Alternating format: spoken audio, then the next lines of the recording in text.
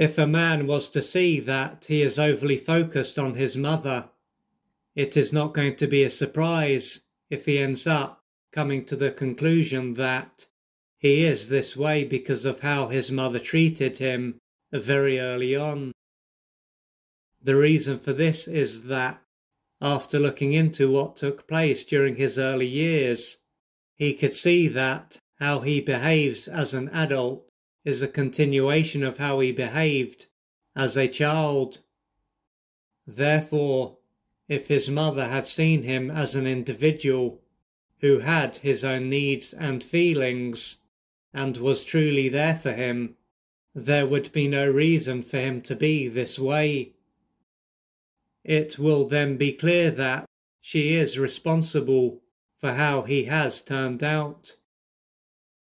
As a result of this, he may experience a fair amount of anger, rage, and even hate when he thinks about how his mother treated him. At a stage of his life when he was powerless and totally dependent, he would have been taken advantage of. He needed to be loved by his mother, not used by her, and this would have meant that he would have done just about anything to be loved by her. But as she was unable to truly be there for him and give him the love that he needed, it wouldn't have mattered what he did. Now that he is an adult, his struggle to be loved by her will have continued. That's not to say that he will have been aware of this, though, as it is likely to have been something that was outside of his conscious awareness.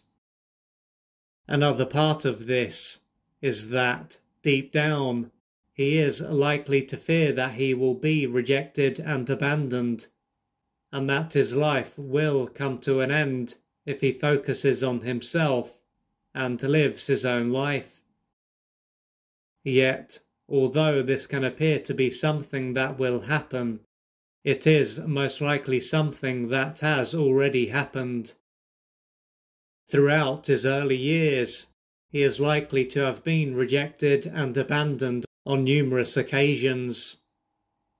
It then wouldn't have mattered how focused he was on his mother, or what he did, as he would have still been greatly wounded.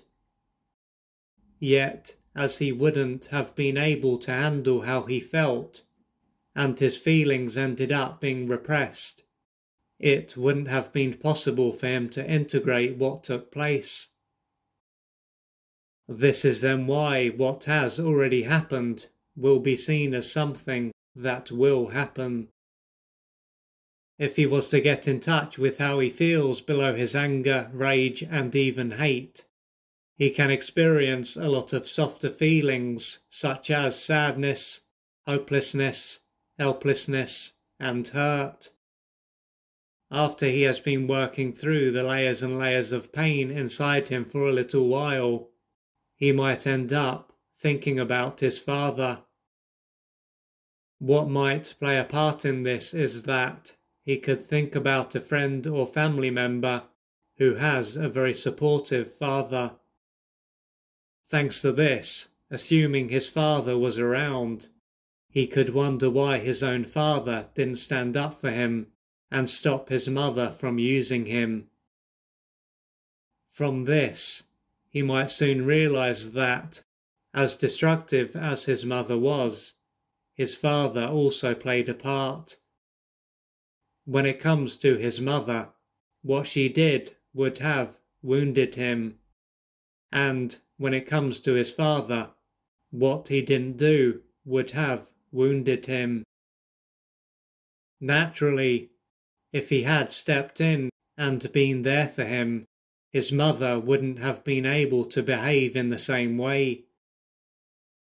Ultimately, his father wasn't a powerless boy. He was an adult who most likely had the ability to do something. When he thinks about this, he could feel angry and as though he was betrayed by his father. He might wonder, if his father actually cared about him, and even if he wanted him. This can be seen as a normal reaction, considering that he wasn't there for him during a key stage of his life. And as he was egocentric, what took place is likely to have been seen as a sign that he was worthless and unlovable. However, in all likelihood, his father didn't behave in this way in order to harm him. He behaved in this way to protect himself. Deep down, he may have feared that, if he stood up for his son, he would have ended up being left by his son's mother. Turning a blind eye, so to speak, and not doing anything about her behaviour, was then a way for him to keep his own fears at bay. Due to how wounded he was then, it would have prevented him from being able to act like a father, with him having been more like her son than her equal. What this may illustrate is that his early years were not very nurturing, with this being a time when he was often left and deprived of the love that he needed to grow and develop in the right way. When he was a boy, he might have done his best to please his mother and had a father who was absent, emotionally if not physically. So his father, through not receiving what he needed to receive and not working through any of his wounds as an adult, for whatever reason, ended up passing on what was done to him, or something that was very similar. His son, on the other hand, by being aware of all this and healing his own wounds, can put an end to this generational pattern.